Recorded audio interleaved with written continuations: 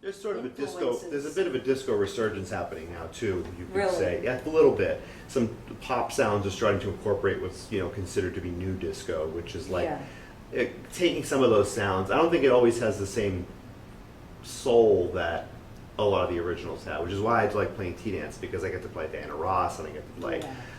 Teddy Yeah, Pendergrass and all that all stuff. that stuff. Because it's really hard to compete with that stuff, and it is what makes it a joy to play, because the music does so much of the work for you, Yeah. and it lifts you up Right. and makes it wanting to share it like part of the experience, Right. part of the joy of doing it, Right. you know? Exactly. But before all of that happened, between when I was at all the clubs that I was at in the beginning of the 1980s, Arthur Baker made a name for himself. Arthur Baker was also in the Boston record pool, and he went to New York, and he made Africa Bombada's Planet Rock. Yeah. He remixed it.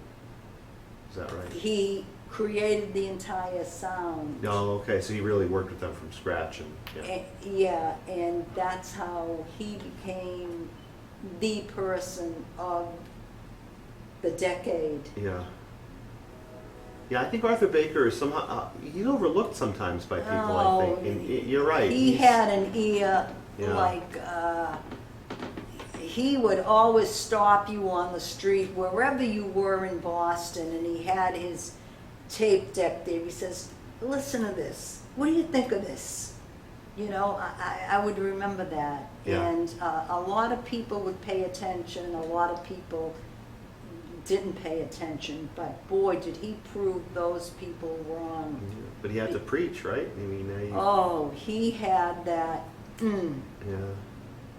I mean, and he was a smart man. He invested the money he made from that Yeah. into a recording studio. Yeah, and so Tom Morganti, of course, was very important to selling the part of the records out of your store and Oh, in yeah. his, and I just found out recently from Kelly, from Terry Bodwin's ex Kelly, Yes. how much Tom was involved in the whole gay rights sort of movement. Oh, yeah. But well before coming to your store. So he's somebody I think we need to actually talk to at some point as well, Oh, because even though he wasn't a absolutely. DJ, he's a key figure in a lot of Yeah. ways. Yeah. And he was a great guy, always very friendly to me and Yeah. to everybody, and always could find the rarest things for people.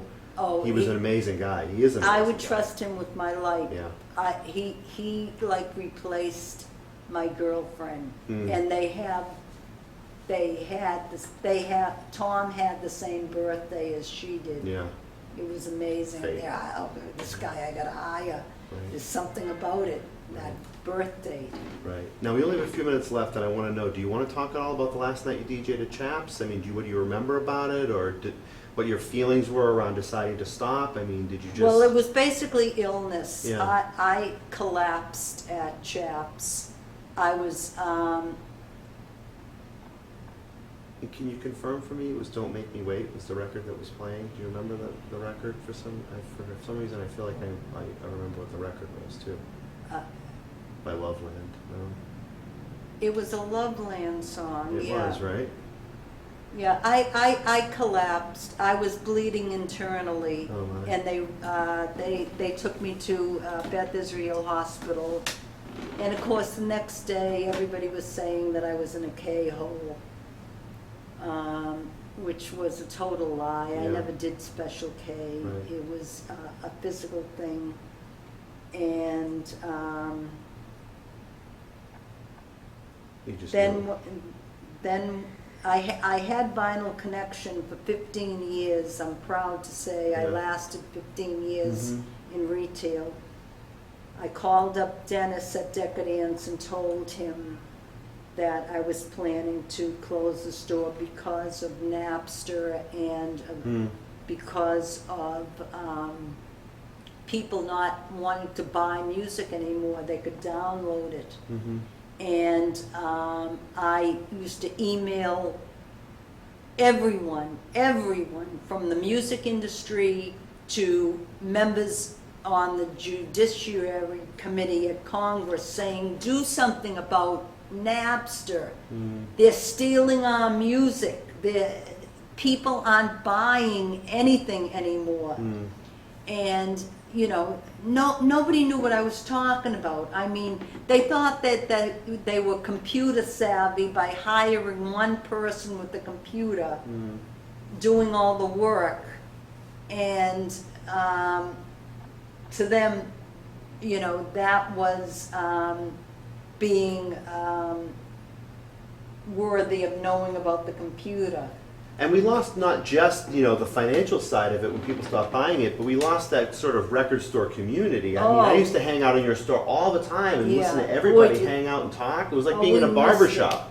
We missed it. Yeah. Yeah. I feel very lucky. It was like a barber shop. Yeah.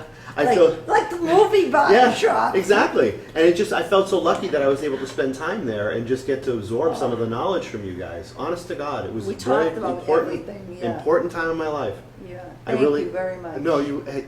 Thank you. All right, I wasn't going to tear up, but you really meant a lot to me. Thank you. Well.